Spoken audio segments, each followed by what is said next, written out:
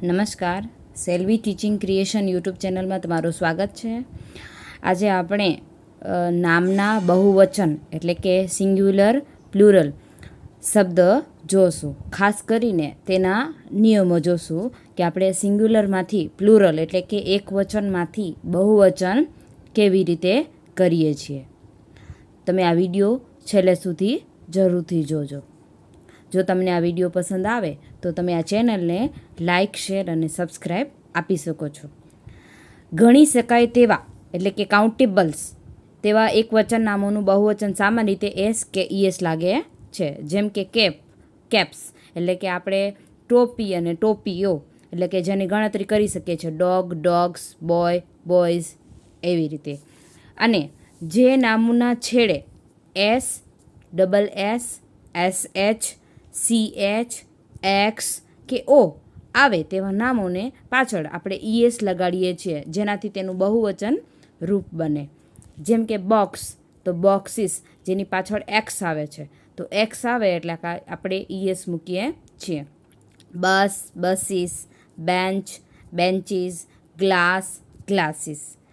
અને જે નામોના છેડે F કે FE આવતો હોય તો તેની જગ્યાએ આપણે VES મૂકીએ છીએ, જેનાથી તેનું બહુવચન સ્વરૂપ બદલે. જેમ કે વુલ્ફ્સ, જો અહીંયા પાછળ F આવે છે તો Fને કાઢીને આપણે VES મૂકીએ છીએ. લીવ્સ, કાફ્સ, વાઇવ્સ, નાઇવ્સ, તો પાછળ આપણે F અથવા FEની જગ્યાએ VES મૂકીએ છીએ. એ જ રીતે કેટલાક શબ્દનું અંત એટલે કે છેલ્લે F આવે છે થી થતો હોય, પણ એ શબ્દનું બહુવચન માટે માત્ર આપણે S જ લગાડીએ છીએ. એટલે કેવા એવા રેર શબ્દો હોય છે. અમુક તો આપણે F અને FEમાં VES કરીએ છીએ, પરંતુ અમુક શબ્દો એવા છે કે જેની પાછળ આપણે Fનો S કરીએ છીએ. એટલે કે લોફ, LOAF, F છે એ એક જ શબ્દ છે તો પાછળ આપણે ખાલી S મૂકીએ છીએ. પ્રૂફ તો S મૂકીએ છીએ. ગલ્ફ તો S મૂકીએ છીએ.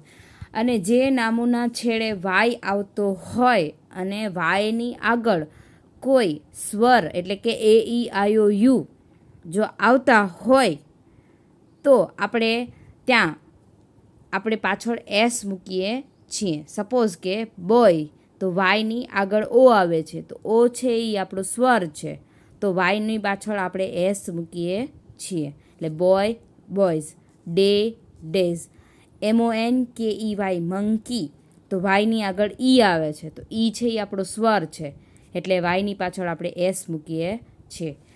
પરંતુ જે નામના છેડે એટલે કે વાય આવતો હોય પરંતુ આગળના ભાગમાં AEIOU ન આવતો હોય ત્યારે આપણે વાયનો IES કરીએ છીએ.